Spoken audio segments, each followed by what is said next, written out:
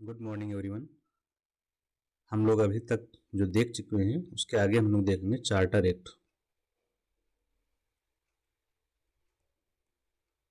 Charter अधिनियम 1833।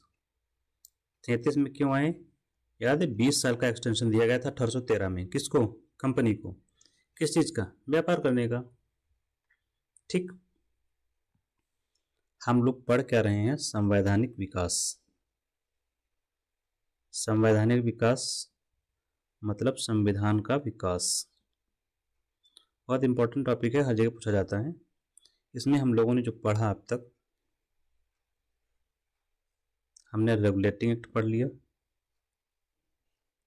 1773 का। इसका अमेंडिंग एक्ट है जो संशोधन अधिनियम 1781 का। ईस्ट इंडिया एक्ट हमने पढ़ा। कब का है आप लोग बताएंगे? 1784 का।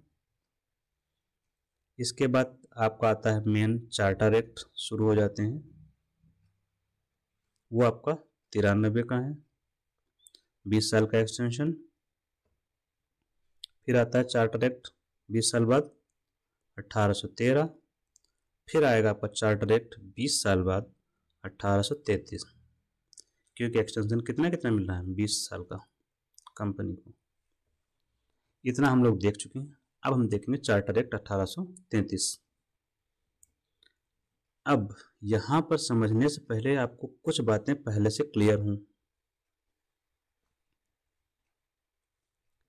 जैसे ईस्ट इंडिया कंपनी का जो चार्टर एक्ट 1813 पढ़ा है वो पढ़ लेंगे, तब 33 समझ में आएगा। तो पहले आप कंपनी के बारे में समझिए। हम ये पढ़ रहे हैं कंपनी का शासन। कंपनी का शासन कब से कब तक रहा? 1773 से 1858 तक का। हम 33 तक पहुंच चुके हैं। ठीक है।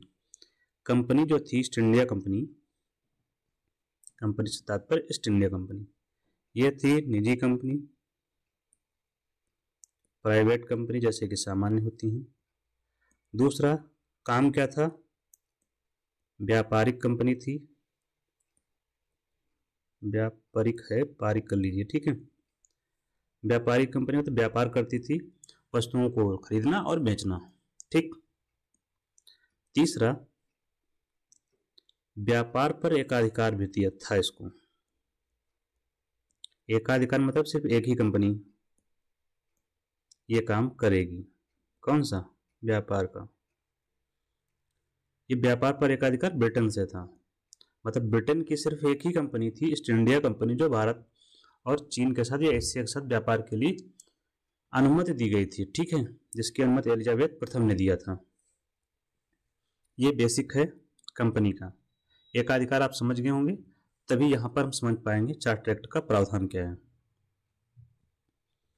प्लस 33 का जो एक्ट है, चार्टर है, उसमें आपने देखा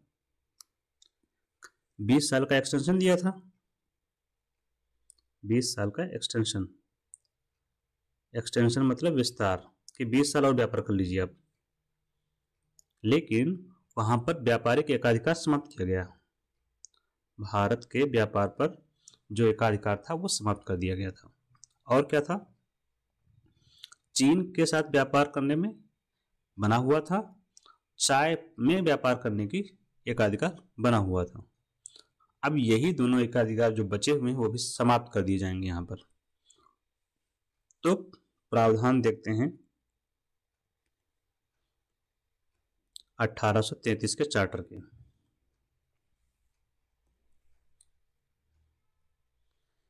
ये अंतिम चरण था केंद्रीकरण का। ब्रिटिश भारत में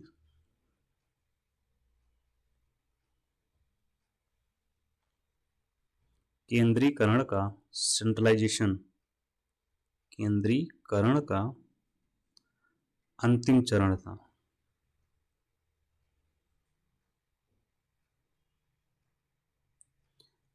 अंतिम चरण कैसे समझोगे इसको? 1773 से शुरू हुआ सेंट्रलाइजेशन, और ये 1833 तक आते आते एकदम केंद्र में आ गया। मतलब सारी शक्तियां एक व्यक्ति के पास केंद्रित होती चली गई, एक संस्था के पास केंद्रित होती चली गई। उसका नाम था गवर्नर जनरल। ठीक, एक प्रावधान ये हो गया आपका। प्रावधान कहें या इसका निष्कर्ष था? प्रावधान है, ये अलग से क्वेश्चन जब आता है तब लिख सकते हैं आराम से। अब इसमें जो प्रावधान किया गया पहला, कि जो गवर्नर जनरल ऑफ बंगाल था, बंगाल का गवर्नर जनरल, ये कब बना था याद है? बंगाल गवर्नर जनरल 1773 में। वो तब से चला आ रहा है 1832 तक। हम लोग 33 में, इसलिए हमने 32 तक लिखा। बंगाल का गवर्नर जनरल का पद चला रहा कंपनी में था। 1773 से पहले बंगाल का गवर्नर था। ठीक है, हर प्रांत में एक एक गवर्नर था। प्रेसिडेंसी में, बंगाल प्रेसिडेंसी हो, बॉम्बे हो या मद्रास हो, हर जगह अपना अपना गवर्नर था। 1773 में बंगाल के गवर्नर को बंगाल का गवर्नर जनरल बनाया गया। पहला गवर्नर जनरल कौन था?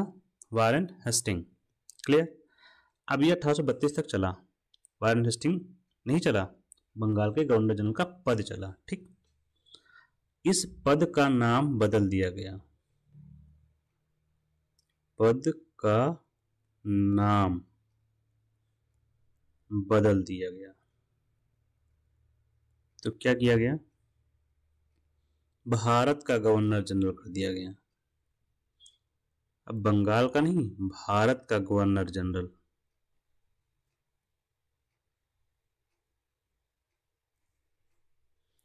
अब यहां पर कुछ क्वेश्चन राइज होते हैं जो एग्जाम में पूछे जाते हैं। कौन सा? अब पद नाम बदल गया तो आप पूछेंगे कि भारत का पहला गवर्नर जनरल कौन था? भारत का पहला जी और जी गवर्नर जनरल। ठीक है, शॉर्ट इतना तो आप लोग समझेंगे। 1832 तक लिखा हुआ है, तो 1832 में गवर्नर जनरल थे बंगाल के कौन? William Bentinck, Lord William Bentinck, जिन्होंने क्या किया था? सती प्रथा का अंत किया था। ये यहां तक गया 1828 से ही थे। ठीक है, तो 32 में आप मान के चलिए ये थे, मान के क्या थे ही, मानने कोई बात नहीं। यहाँ पर क्या थे? ये बंगाल के गवर्नर थे, जनरल थे। अब पद नाम बदल गया, बेंटिक जी यहां भी आ गए, भारत के गवर्नर जनरल भी बन गए, विलियम बेंटिक। अब आपसे दो क्वेश्चन यहां पर पूछे जाते हैं। ये विलियम बेंटिक बंगाल का अंतिम गवर्नर जनरल कौन था? यही थे, बंगाल का अंतिम गवर्नर जनरल।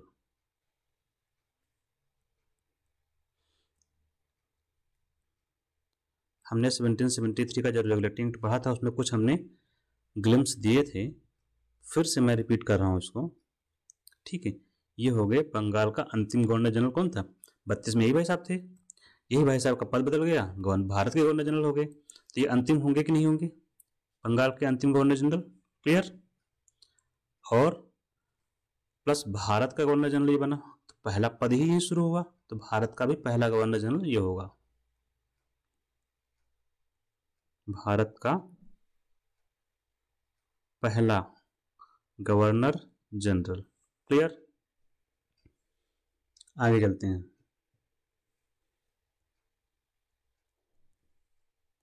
एक बात यहां पर एकदम क्लियर आपको करते हुए चलनी है, वो ये है कि गवर्नर जनरल की काउंसिल में एक चौथा सदस्य जोड़ा गया। अभी तक कितने चले आ रहे थे? 3 थे।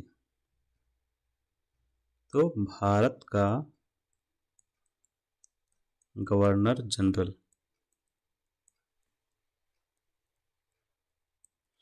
प्लस 3 लोग थे कार्यकारी परिषद में, जिसको हम लोग एग्जीक्यूटिव काउंसिल बोल रहे हैं इस समय, इंग्लिश में।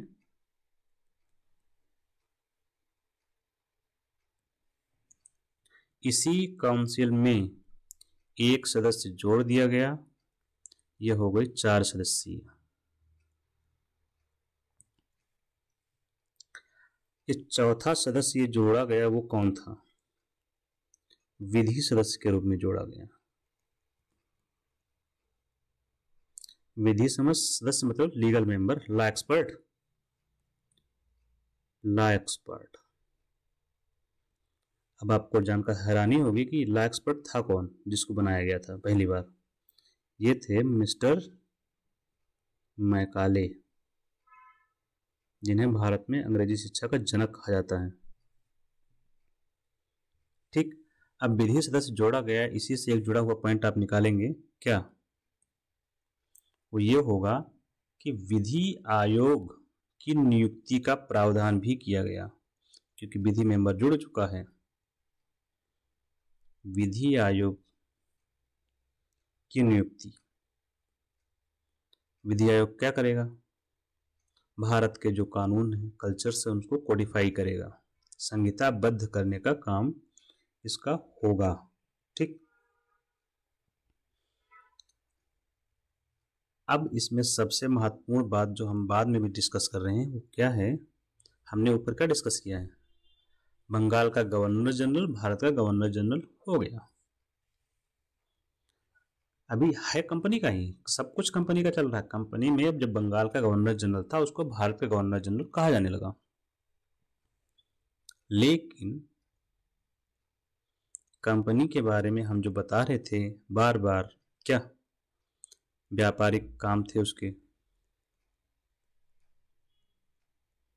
और राजनीतिक काम थे। ये काम बोर्ड ऑफ कंट्रोल को दे दिए गए, ये कोर्ट ऑफ डायरेक्टर देख रहे थे, है ना।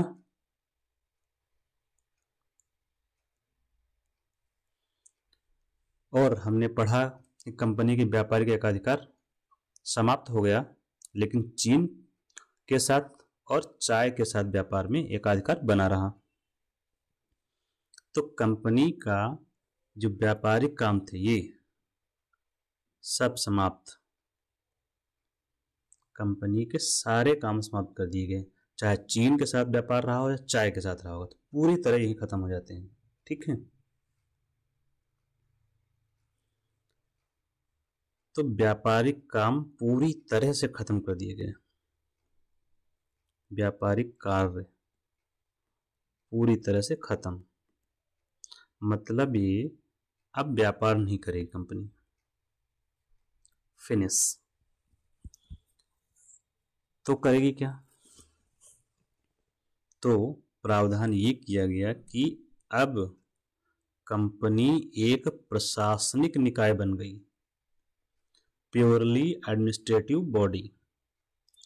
कंपनी एक प्रशासनिक निकाय बन गई, मतलब प्रशासन चलाएगी, प्रशासनिक निकाय बन गई।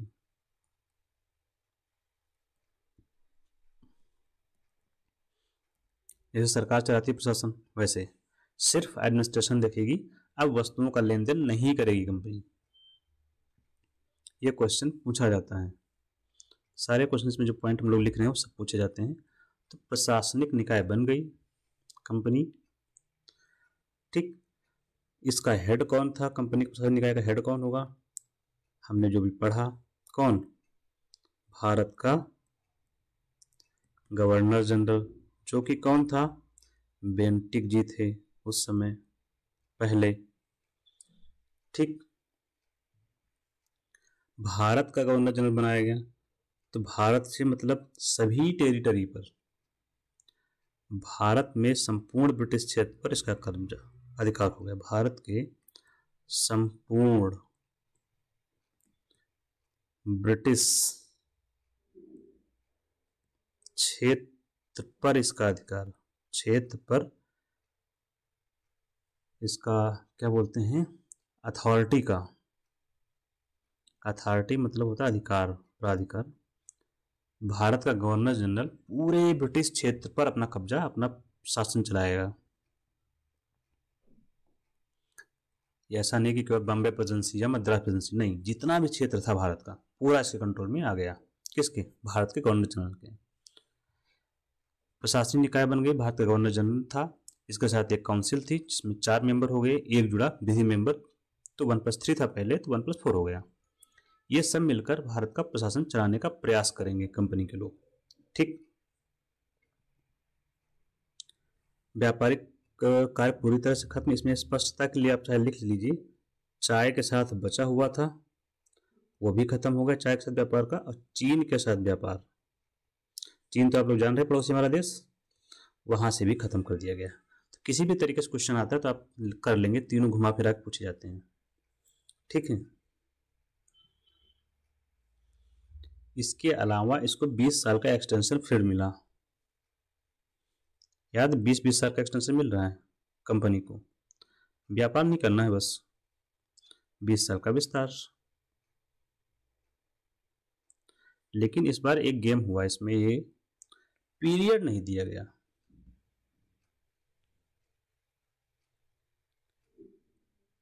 बीस साल का इसको विस्तार दिया गया, 33 से 53 का विस्तार हुआ कि चलिए 20 साल तक शासन चलाइए। एक इसमें जो प्रावधान किया गया था वो आप याद रखेंगे, वो भी इसलिए क्योंकि वो सिविल सेवक से जुड़ा हुआ है, सिविल सर्वेंट से जुड़ा हुआ है, और आप लोग तैयारी इसी की कर रहे हैं। तो पहली बार प्रयास किया गया क्या? खुली प्रतिस्पर्धा का, ओपन कंपटीशन।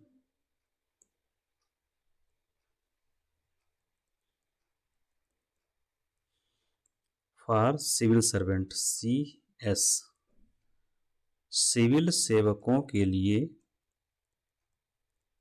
सिविल सेवकों के लिए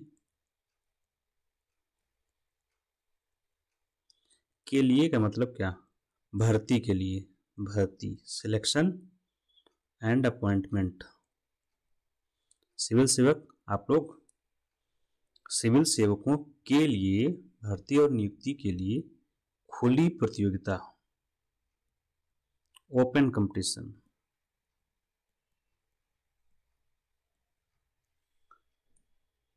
का आयोजन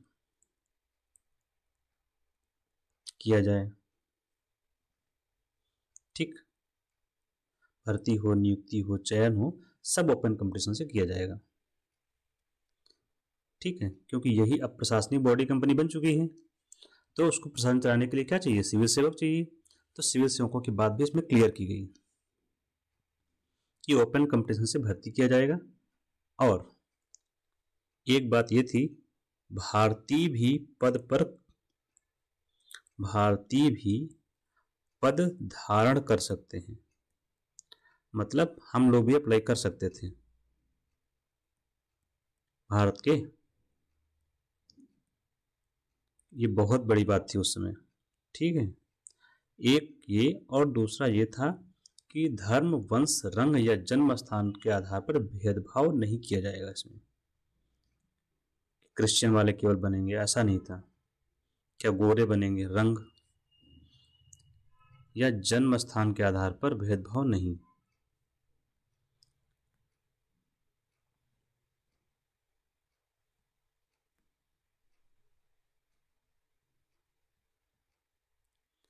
लेकिन दुर्भाग्य इसमें यह है कि ये प्रावधान लागू नहीं हुआ। क्यों? क्योंकि कोर्ट ऑफ डायरेक्टर्स ने बहुत आपत्ति जताई, कारण वो लोग अपने लोग भर्ती करते थे, तो ये लागू नहीं हुआ, प्रावधान कभी अस्तित्व में नहीं आया।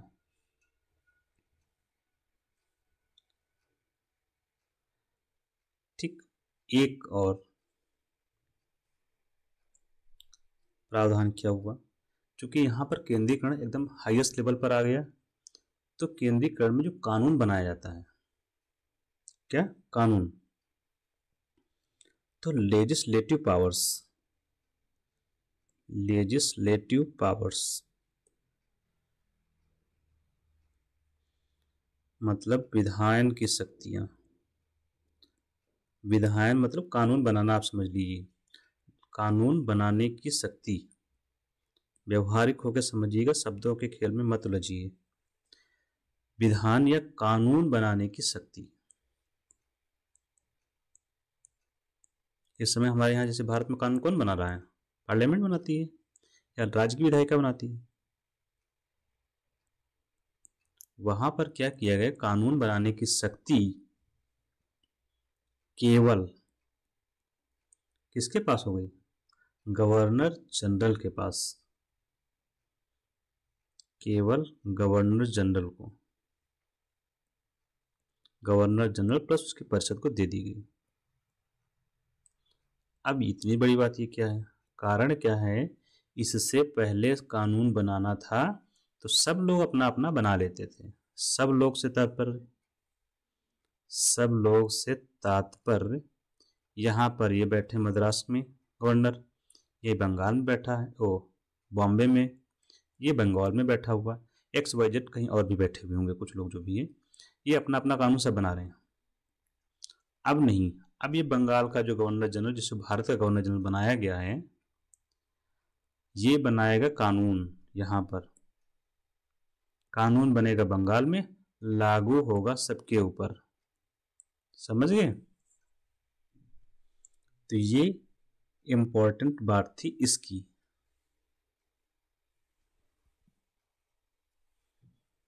तो इसी के साथ हम लोग ये वाला एक खत्म करते हैं, द एंड।